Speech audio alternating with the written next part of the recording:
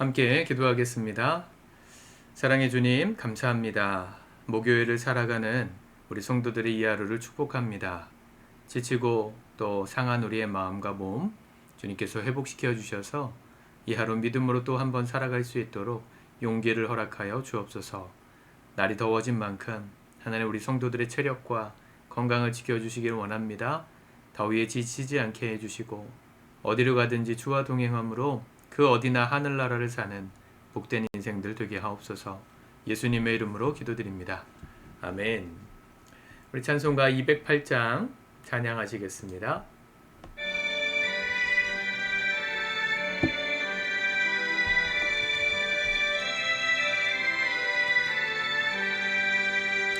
내 주의 나라와 주 계신 성전과 피 흘려 사신 교회를 늘 사랑합니다. 내 주의 교회는 전성과 같아서 눈동자같이 아끼사 늘 보호하시네. 이 교회 위하여 눈물과 기도로 내 생명 다하기까지 늘 봉사합니다. 성도의 교제와 교회의 위로와 구주와 맺은 언약을 늘 기뻐합니다.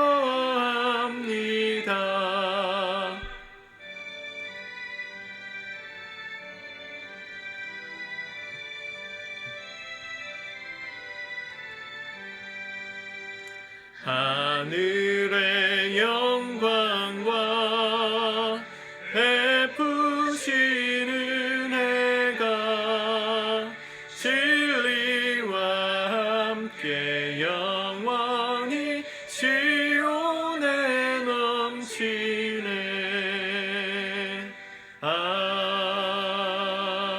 아멘. 아멘. 오늘 하나님 말씀은 요한계시록 11장 14절에서 19절 마지막 절까지입니다. 같이 읽고 묵상하도록 하겠습니다. 둘째 화는 지나갔으나 보라, 셋째 화가 속히 이르는도다. 일곱째 천사가 나팔을 불매 하늘에 큰 음성들이 나서 이르되 세상 나라가 우리 주와 그의 그리스도의 나라가 되어 그가 세세토록 왕노로 타시리로다 하니 하나님 앞에서 자기 보좌에 앉아있던 24장로가 엎드려 얼굴을 땅에 대고 하나님께 경배하여 이르되 감사하옵나니 옛적에도 계셨고 지금도 계신 주 하나님 곧 전능하신 이여 친히 큰 권능을 잡으시고 왕노로 타시도다. 이방들이 분노하며 주의 진노가 내려 죽은 자를 심판하시며 종 선지자들과 성도들과 또 작은 자든지 큰 자든지 주의 이름을 경외하는 자들에게 상 주시며 또 땅을 망하게 하는 자들을 멸망시키실 때로소이다 하더라.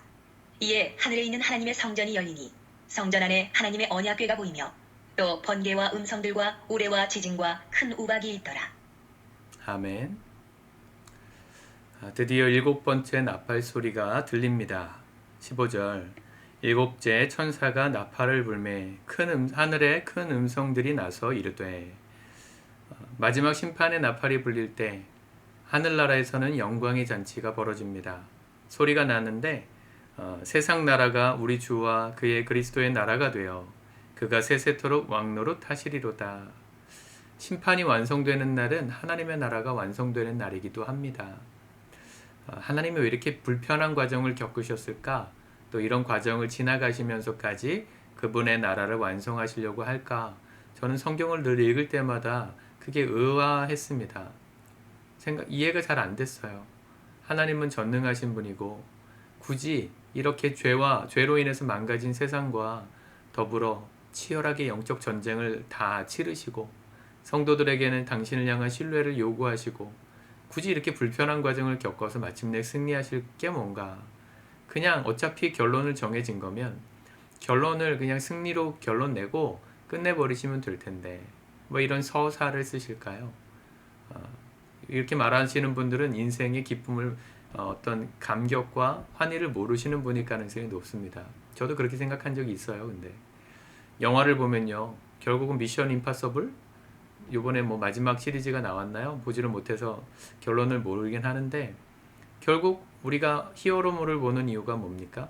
결국 히어로가 이길 거예요. 해피엔딩이 될 거예요. 그 히어로가 죽음으로써 시리즈가 끝나는 어떤 그런 히어로물들은 대부분 팬덤이 사라집니다. 그때까지 이전의 모든 환희가 허무하게 무너지는 절망감을 느끼거든요. 그래서 히어로물들은 가능하면 해피엔딩, 끝까지 영웅이 살아있는 뭐 이런 걸 꿈꾸죠. 그러니까 어차피 영웅이 살아있을 걸 다 아는데 그 영화를 왜 봅니까? 그런 서사의 이야기를 왜 쓰죠? 수많은 뭐 시나리오와 어떤 위기와 상황들을 극복하는 걸 왜 영화로 만드는 거예요? 인생의 기쁨과 환희는 그 고난을 지나갈 때 있기 때문입니다. 결국 승리는 주어질 건 분명하지만 하나님의 나라가 완성될 건 정해져 있지만 하나님은 범죄한 인간을 처음 보셨을 때 리셋 다시 하자 버튼 누르시고 그냥 마지막 날의 승리를 취하신 게 아니에요. 그러실 수 있는 분이지만 그렇게 하지 않으셨어요. 왜냐하면 하나님은 기쁨과 환희를 아시는 분이기 때문입니다. 그렇다고 하나님이 기분 좋으라고 장난치신 세상을 가지고 장난치신다 이렇게 해석해도 곤란하죠. 하나님은 망가진 세상을 고치시기 위해 지금도 변화시키시기 위해 지금도 끊임없이 일하고 계세요. 특별히 하나님의 신실한 종들을 통해서 일하고 계세요. 그것은 그들과 동역함으로써 마침내 완성될 하나님의 나라의 영광이 더 극적으로 더 아름답게 사람들 앞에 보여질 수 있다 생각하시기 때문이라는 생각을 하게 됩니다. 여러분, 파란만장한 인생이 아름다운 거예요. 얼마 전에 또 한참 유행했던 폭삭 속았수다 드라마 보신 분들 계시겠지만 한 사람의 일생을 어렸을 때부터 노인이 될 때까지 그리는데 결국은 그 모든 여정들이 있었기 때문에 과거가 돌아볼 때 행복하고 해피엔딩이었고 따뜻해지는 거죠. 우리 인생도 그럴 겁니다. 오늘 하루를 지나가는 삶은 버겁고 때로는 포기하고 싶고 믿음으로 사는 게 되게 바보처럼 여겨져도 결국은 승리하는 그날에 얼마나 큰 영광을 우리에게 상 주실지 알게 될 거고 그 기쁨을 누리게 될 걸 믿기에 오늘도 포기하지 않고 버티고 인내하며 믿음의 길을 가는 겁니다. 주님이 그 나라를 완성하시는 날 18절 어떤 일이 있습니까? 이방들이 분노하며 주의 진노가 내려 죽은 자를 심판하시며 종 선지자들과 성도들과 또 작은 자든지 큰 자든지 주의 이름을 경외하는 자에게 상 주시며 또 땅을 망하게 하는 자들을 멸망시키실 때로소이다. 하나님이 이 땅을 하나님의 나라로 완성하시면 그분 앞에 신실하게 살아갔던 어제 두 증인 같은 믿음을 지켰던 사람들은 하나님 상 주실 겁니다. 상 받는 인생 되시길 바랍니다. 하나님의 상은 이 땅의 것과 비교가 안 돼요. 20억짜리 30억짜리 아파트랑 비교가 안 돼요. 청약권이랑 비교가 안 돼요. 로또와도 비교가 되지 않아요. 여러분, 여러분들이 받는 그 어떤 기쁨보다 하나님께 받는 상이 가장 큰 것입니다. 상은 그런 거죠. 상의 권위는 누가 주느냐에 있는 거잖아요. 그렇죠? 초등학교에서 달리기 1등 해가지고 받는 상도 있지만 올림픽 나가가지고 세계 챔피언 되는 그때 받는 상이 훨씬 더 큰 권위를 갖지 않습니까? 크고 장엄하고 자랑스러워지죠. 하물며 세상을 만드신 하나님께 받는 상이 얼마나 크고 위대하겠어요. 그 상을 바라보며 오늘도 믿음으로 사는 겁니다. 지치고 힘드는 여러분들의 마음을 주님이 위로해 주시기를 바랍니다. 여러분들께서 오늘 믿음으로 산 만큼의 시간들을 생명책에 기록해 놓으시고 주님의 심판대 앞에 우리 모두 설 때 잘했다 칭찬받는 주님의 종들, 신실한 자들, 성도들로 우리 모두 살아가기를 힘쓰기를 바랍니다. 기도하겠습니다. 좋으신 주님, 우리에게 오늘도 소망을 주시니 감사합니다. 주께 믿음을 지켰던 모든 사람들에게 큰 자든 작은 자든 믿음을 지키고 주 앞에 서 있었던 신실한 주의 종들에게 반드시 상 주신다 약속하시니 감사합니다. 때로는 어렵고 고통스럽고 그만하고 싶은 마음이 들지만 마지막 때에 영광스러운 상 주실 주님을 바라보기에 오늘도 믿음으로 살기를 포기하지 않는 지혜롭고 현명한 주의 종들 다 되도록 축복하여 주시옵소서. 예수님의 이름으로 기도드립니다. 아멘.